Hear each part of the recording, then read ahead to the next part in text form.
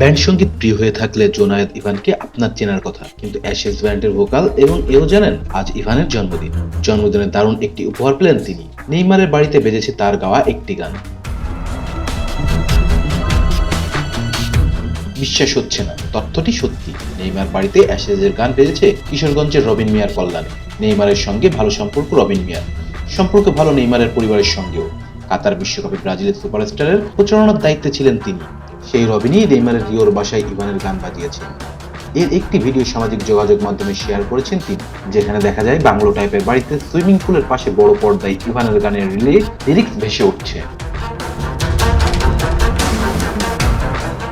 রবিন সেই পোস্টে ইভানকে ট্যাগ করেছেন। ভিডিওটি ইভান ও তার টাইমলাইনে শেয়ার করে রবিন মিয়াকে ধন্যবাদ জানিয়েছেন। ইভান ও নেইমারের সমর্থকদের মাঝেও তা ছড়িয়েছে।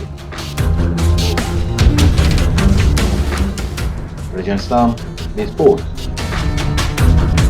Please subscribe our channel to get more information about sports world.